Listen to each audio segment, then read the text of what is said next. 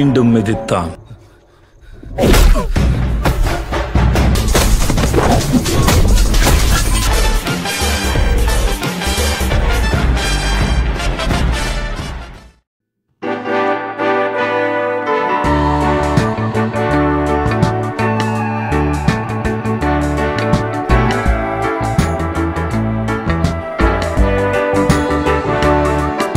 Satya yang tengah menggambar toko komik di bukunya menghentikan kegiatannya karena mendengar keributan yang terjadi di antara ibunya dengan tetangganya.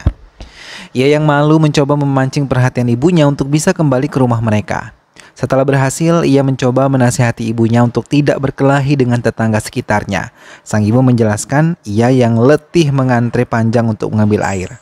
Satya mengambil semua ember-embernya dan mengisi semua tempat penampungan air milik mereka. Setelah menyelesaikan pekerjaannya, ia dan Raji, adik perempuannya, pergi untuk bekerja. Mereka yang tinggal di lokasi kumuh mesti berjalan sedikit jauh untuk bisa mendapatkan kendaraan umum ke tempat mereka bekerja. Satya menyerahkan hasil gambarnya kepada editor tempatnya bekerja. Namun tanpa ia sadari, atasannya malah mengganti nama Satya penulisnya. Ia menyerahkan kembali kepada Satya dan mengatakan kalau penerbit menolak karya Satya. Namun, di tengah perjalanan saat ia menumpangi bus, ia melihat karyanya telah masuk ke salah satu koran di kotanya. Namun ia sangat terkejut ketika tahu bukan namanya yang tercantum sebagai penciptanya. Ia mengakui karya itu adalah karyanya pada seorang pembaca.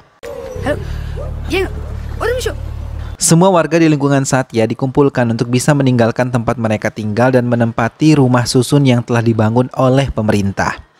Semua berduyun-duyun memasuki truk yang akan membawa mereka ke tempat tinggal mereka nantinya. Semua merasa sedih ketika melihat lingkungan mereka dihancurkan dengan cepat oleh pihak kontraktor. Eswari menangis sedih karena di tempat itu ia telah menghabiskan banyak waktu bersama keluarganya. Lamunan Eswari terpecah ketika mereka telah tiba di rumah susun yang telah dijanjikan sebelumnya. Semua terkesima dengan bangunan yang bagus, tidak seperti lingkungan mereka sebelumnya. Begitupun dengan yang lain, semua merasa sangat kagum dengan rumah baru yang akan mereka tempati. Satya dan Raji merasa sangat bahagia karena dari tempatnya tinggal mereka bisa melihat pemandangan yang mengagumkan. Namun di tengah kebahagiaan mereka, Raji dan Eswari menemukan beberapa kerusakan di rumah mereka. Struktur bangunan yang tidak baik membuat Eswari merasa kesal, namun Satya mencoba menenangkannya tapi tidak berhasil. Ia keluar dari rumahnya untuk melaporkannya kepada pengurus rumah susun yang mereka tempati, namun bukan hanya dirinya yang ingin mengajukan protes pada pengurus rumah susun. Ia melihat para tetangganya mengadu hal yang sama dengan dirinya. Namun kontraktor tersebut sama sekali tidak menghiraukannya, malah menuduh mereka menggunakannya dengan tidak hati-hati. Pugari yang merupakan salah satu pengurus mencoba menghubungi pihak menteri, namun menteri yang tahu tentang hal ini akan dikomplain warganya, meminta salah satu anak buahnya untuk mengatasi semua ini tanpa melibatkan dirinya. Ia tidak mau semua terdengar sampai ke telinga masyarakat luas, karena namanya akan buruk di pemilihan yang akan datang. Pugari mengatakan pada warga untuk tenang dan tidak perlu khawatir karena pihak pemerintah akan memperbaikinya, dan mereka tidak perlu mengeluarkan biaya sedikit pun. Pekerja mulai didatangkan. Pekerja yang bernama Kumar tersebut pun merasa bingung karena bangunan yang tampak bagus namun sangat membahayakan dirinya sendiri. Hingga ia menolak untuk melakukan pekerjaan itu. Kumar yang tidak membaca surat perjanjian kontraknya dengan teliti membuatnya harus membayar 3 lakhs bila ia meninggalkan bangunan itu tanpa mengerjakan apapun. Hingga mau tidak mau ia mengerjakan semua kerusakan yang ada di bangunan itu. Satya yang bertemu kembali dengan Nila, salah satu pembaca karya kartun miliknya, terkejut ketika ia mengajaknya menuntut Subramani yang telah menggunakan namanya untuk karya kartun milik Satya. Nila yang meracau di hadapan Subramani membuat Satya mencoba mencegahnya. Tapi Nila tidak peduli hingga membuat Satya sadar kalau Nila adalah sub-editor di mana tempat Subramani menerbitkan kartun karyanya. Subramani yang dipanggil di kantor Nila dipecat dari tempat kerjanya. Satya yang merasa tidak enak hati mencoba keluar menyusul Subramani, tapi Nila memintanya untuk bekerja dan terus berkarya memproduksi kartun yang baik untuk perusahaan itu. Tapi Nila meminta Satya untuk tidak lupa menulis namanya sebagai penciptanya. Satya mengikuti semua perintah Nila dan mencoba untuk tidak memedulikan Subramani yang marah kepadanya. Sejak Satya bekerja di tempat Nila, hubungan mereka semakin dekat, bahkan ibu Satya pun merasa senang dengan hadirnya Nila. Komik yang dibuat oleh Satya diminta untuk terus berkembang. Tantangan baru bagi Satya, terlebih ia yang mendapatkan ide dari kerusakan di rumah susunnya, membuatnya terus mengembangkan ide-idenya menjadi cerita yang sangat menarik. Nila yang tahu Satya tinggal di rumah susun merasa terkejut karena ia tidak menyangka kalau Satya tinggal di tempat yang sangat sederhana. Nila yang berada di tempat itu merasakan semua cerita Maveran sama persis dengan yang terjadi di dalam rumah susun itu. Satya mengiyakan dan mengatakan kalau semua idenya muncul dari permasalahan rumah susun ini. Nila mencoba memintanya untuk melawan para kontraktor itu. Namun Satya tidak mau bila keluarganya dalam masalah. Subramani yang merasa kesal pada Satya menariknya dan memakinya karena ia tidak terima telah diberhentikan secara tidak hormat oleh perusahaan Nila. Satya yang takut meminta maaf kepadanya. Subramani meminta Satya meninggalkan pekerjaannya. Nila pun mengalami masalah karena Satya mengundurkan diri, memilih hidup tenang dibandingkan hidupnya dihantui dengan masalah Subramani. Satya diminta untuk menyelesaikan episode terakhirnya sebelum ia meninggalkan kantor ini. Satya mencoba menjelaskan kepada Nila ia benar-benar tidak mau hidupnya dalam masalah. Setibanya di rumah, Satya terkejut melihat ibunya terluka. Eswari menjelaskan kalau Pugari datang diam-diam ke rumahnya untuk mengintip Raji yang tengah mandi. Tapi Eswari mengetahui hal itu. Pugari yang tertangkap aksinya malah memukul Eswari hingga terluka. Satya yang kesal mendatangi Pugari sambil membawa sebilah pisau. Namun Pugari bersama anak buahnya malah mengancam balik Satya akan melukai Raji saat Satya tidak ada di rumah susun ini. Nyali Satya pun menyurut dan melarikan diri dari mereka. Eswari mengeluhkan sikap Satya yang tidak tegas kepada orang-orang yang mencoba menyakiti mereka, tidak seperti ayahnya. Mendengar hal itu, Satya yang semula akan memasuki rumah membatalkan niatnya dan pergi ke balkon, tempat ia biasa menggambar tentang Maveran. Satya yang putus asa mencoba bunuh diri dengan berdiri di balkon gedung tersebut. Ia tergelincir dan terjatuh, kepalanya terantuk sisi bangunan itu hingga membuatnya tidak sadarkan diri. Hujan yang turun membasahi tubuh Satya yang dipenuhi oleh darah. Tak ada yang menyadari kejadian yang menimpa Satya sampai akhirnya Kumar menemukannya dan membawanya ke pihak keluarga. Tapi mereka sudah tidak bisa menolong Satya karena Satya sudah tidak bernyawa lagi. Raj dan Eswari menangis sedih karena Satya yang sangat mereka sayangi telah pergi selama-lamanya. Namun tiba-tiba keajaiban terjadi. Satya tiba-tiba sadarkan diri dan melepas semua alat-alat dokter yang menempel pada dirinya. Dokter pun melakukan pemeriksaan ulang dan merasa ada yang aneh ketika melihat keadaan Satya baik-baik saja. Bahkan luka dalam yang diderita di kepalanya seketika menghilang. Setelah lolos dari kematian, Satya malah tidak bisa memejamkan matanya dengan tenang saat malam hari. Ia mendengar suara aneh karena takut ia menceritakannya kepada ibunya. Karena malam terlalu larut, ibunya tidak terlalu menghiraukannya, terlebih ketika mereka tidak menemukan satupun orang yang dicurigai. Suara-suara aneh itu tetap muncul. Eswari yang mengira ia tidak bisa tidur akibat benturan di kepalanya, membuatnya memberikan Satya obat penenang. Tapi hasilnya pun tetap sama saja. Suara-suara itu tetap ada hingga memaksa Eswari membawa Satya ke rumah sakit untuk memeriksa keadaannya. Suara-suara itu tetap terdengar oleh Satya tapi tidak dengan yang lain termasuk dokter yang memeriksa keadaannya. Eswari dan Nila membawa Satya ke pendeta untuk bisa menolongnya. Namun sikap pendeta membuat Nila ragu dan membawanya pulang. Di tengah perjalanan suara itu memberitahu akan ada kejadian buruk menimpa mereka. Satya mencoba percaya dengan suara itu dan meminta Nila berhenti mengendarai sepeda motor mereka. Tapi Nila tidak melakukannya hingga kecelakaan kecil terjadi dan hampir saja membuat keduanya celaka. Satya mulai percaya dengan suara itu dan setibanya di rumah ia mencoba membaca kembali kartun yang telah ia buat. Dari suara yang ia dengar, Satya harus bersiap bertarung menghadapi orang-orang serakah untuk melindungi rakyat kecil. Ia menceritakan semuanya kepada Raji dan Nila serta menunjuk satu pejabat yang akan membuat mereka menderita dan ia harus menghadapinya. Nila yang sudah tahu kebenaran dari suara yang didengar oleh Satya meyakinkan Eswari kalau yang dikatakan oleh Satya adalah benar dan memintanya berhati-hati. Jayakodi yang dianggap Yeman atau musuh oleh suara yang didengar oleh Satya baru saja tiba di pemukiman mereka. Ia yang mengikuti pemilihan Perdana Menteri berniat melakukan kampanye di tempat itu untuk mendapatkan suara banyak di tempat Satya tinggal. Dalam pidatonya, Jayakodi berjanji akan membangun banyak apartemen sama seperti yang mereka tempati dengan kualitas yang sama dan tidak memungut biaya pada mereka yang menempatinya. Di tengah pidatonya, tiba-tiba sandal Satya yang terlempar malah mengenai wajah Jayakodi hingga keributan terjadi di tengah-tengah kampanye tersebut.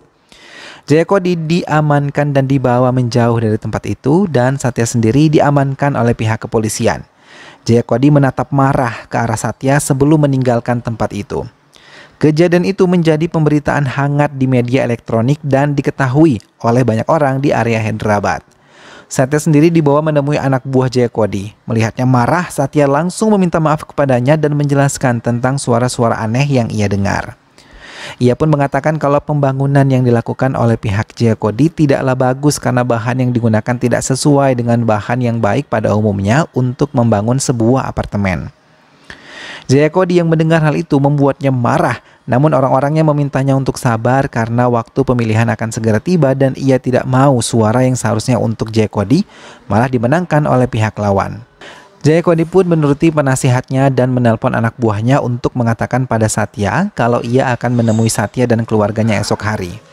Mereka pun akan hadir. Satya juga diminta untuk mengikuti permainan yang akan mereka lakukan di hadapan media untuk menarik perhatian warga dan juga media. Satya diminta kembali ke kediamannya dan saat bertemu ibunya, ia malah merasa senang ketika tahu Satya mulai berani menentang Jayakodi yang serakah. Satya memohon kepada suara aneh itu untuk tidak mengacaukan keadaan esok hari ketika Jayakodi datang menemuinya.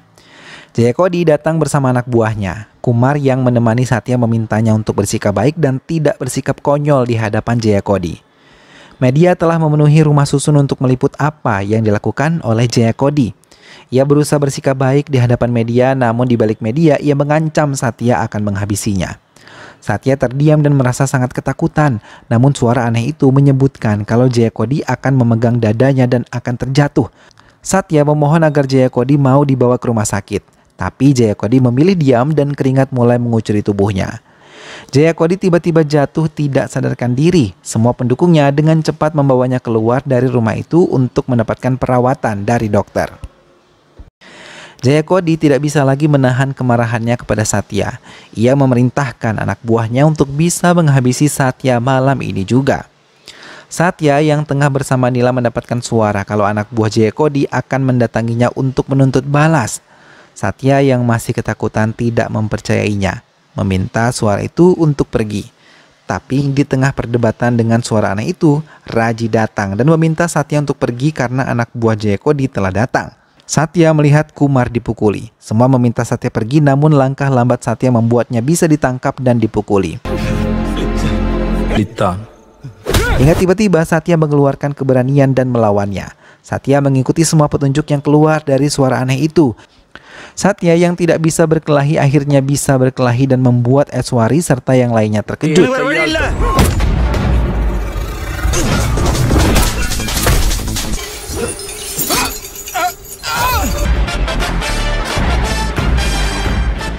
Kepala partai yang tahu tentang hal itu menekan Jayakodi untuk mengatasi semua masalah ini karena yang ia mau kemenangan pada partainya dan tidak menimbulkan masalah pada masyarakat luas.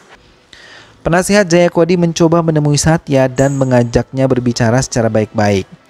Ia diminta memilih rumah susun yang lebih baik dari yang mereka tempati sekarang dan memberikan sejumlah uang untuknya agar permasalahan ini berakhir. Sejak tinggal di lingkungan baru membuat Eswari lebih menerima yang terjadi pada keluarganya dan tidak banyak menuntut pihak manapun, tidak seperti sebelumnya. Raji pun terpaksa tinggal bersama Nila untuk bisa menempuh ujian dengan baik. Satya sendiri yang tidak lagi mendengar suara aneh itu menjalani hidup seperti sedia kala. Namun Satya mulai berpikir orang-orang di sekitarnya telah mengalah demi dirinya. Nila yang mendengar hal itu mencoba menghiburnya. Mereka tinggal kembali di lingkungan kumuh karena tidak mau terluka dan was-was ketika berada di rumah susun itu.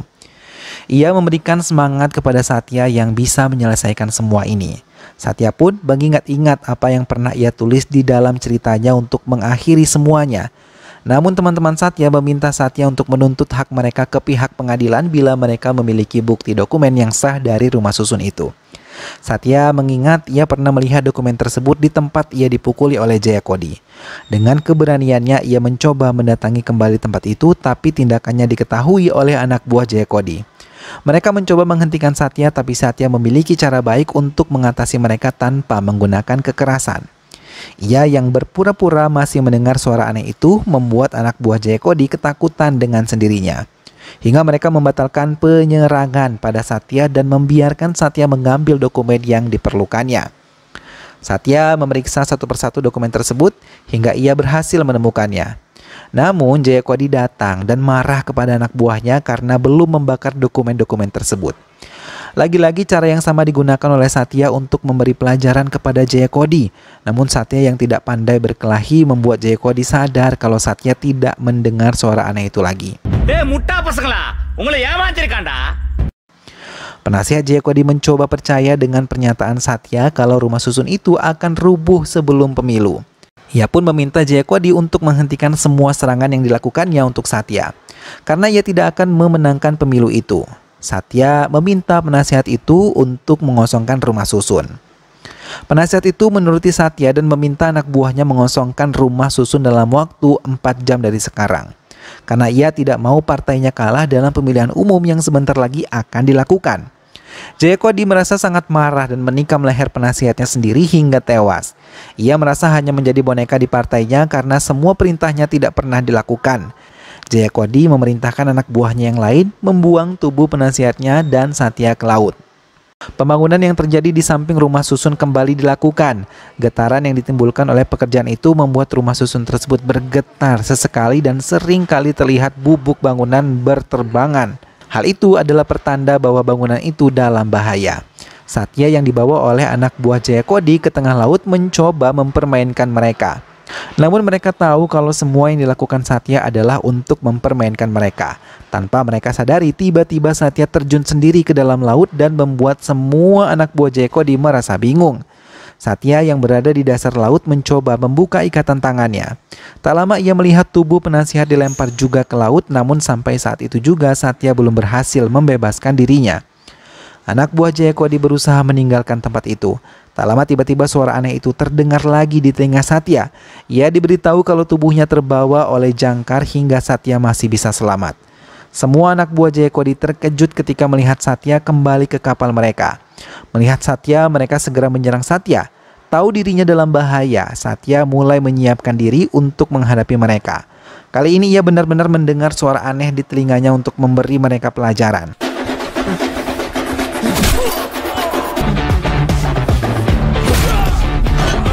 Satya yang berhasil menyelamatkan diri dari kapal segera mendatangi rumah susunnya dan memberitahu semua orang untuk pergi dari tempat ini karena sebentar lagi rumah susun ini akan hancur. Semua penghuni rumah susun pun berbondong-bondong meninggalkan tempat itu. Mereka berkumpul di tanah lapang. Tak lama Jayakodi datang membawa banyak anak buahnya dan mengurung semua penghuni rumah susun itu untuk mencegah mereka pergi dari tempat itu. Ia memengaruhi semua penghuni untuk tidak mendengarkan Satya. Ia mengatakan Satya tidak sehat karena ia mendengar suara aneh. Penduduk pun mulai mempercayai Jayakodi. Mereka masuk kembali ke rumah mereka dan membuat Jayakodi tertawa penuh kemenangan dan mengejek Satya. Tiba-tiba Satya dengan berani menantang Jayakodi untuk tinggal di rumah susun ini selama semalam bila ia tidak merasa bersalah atas pembangunan rumah susun ini. Jayakodi pun marah dan memerintahkan orang-orang yang ia bawa untuk menyerang Satya. Mau tidak mau Satya harus menghadapinya dan benar-benar mengikuti suara yang ia dengar di telinganya. Satya yang berani menghadapi mereka membuat Jayakodi benar-benar kesal. Terlebih semua anak buahnya tidak ada yang berhasil melukai Satya. Penduduk rumah susun itu terkejut ketika tiba-tiba Jayakodi menyerang Satya bertubi-tubi dan bersikeras tidak mau tinggal di rumah susun itu. Satya terus memaksanya untuk tetap tinggal di rumah susun itu untuk membuktikan dirinya tidak bersalah. Penduduk lain mendukung apa yang dikatakan oleh Satya dan memaksa Jayakodi untuk tinggal di rumah susun itu. Jayakodi menodongkan senjata ke arah penduduk dan di saat bersamaan salah satu lift bangunan itu rubuh dan menimpa Jayakodi. Tak lama getaran hebat timbul menandakan bangunan itu akan segera runtuh. Satya meminta semua orang untuk menjauhi tempat tersebut. Eswari merasa senang Satya selamat. Namun di tengah kebahagiaan mereka, salah satu anak dari penghuni rumah susun itu terjebak di lantai atas. Dengan cepat Satya berlari mencoba menyelamatkannya. Satya sama sekali tidak takut untuk melewati semua bahaya itu, yang terpenting ia harus menyelamatkan anak yang terjebak tersebut. Ia mengikatkan tubuh anak perempuan itu kepada sebuah tali dan penduduk yang melihat hal itu segera menolongnya. Tapi Satya tidak bisa diselamatkan. Ia tertimpa reruntuhan bangunan itu sama seperti akhir cerita yang ia tulis. Petugas segera datang untuk memeriksa keadaan bangunan yang hancur itu. Eswari, Raji, dan Nila benar-benar bersedih atas kehilangan Satya yang baru saja ditemukan petugas di antara reruntuhan dinding bangunan tersebut. Tidak hanya keluarganya, semua penduduk rumah susun itu menangisi kepergian Satya sama seperti yang ia tulis untuk ceritanya. 2 tahun kemudian, pembangunan rumah susun itu kembali dilakukan. Namun sekarang Eswari lah yang menjadi ketua untuk memeriksa semua pekerjaan kontraktor di tempat itu. Satya sendiri masih bisa diselamatkan, namun ia tidak bisa mendengar dengan baik, dan film pun selesai.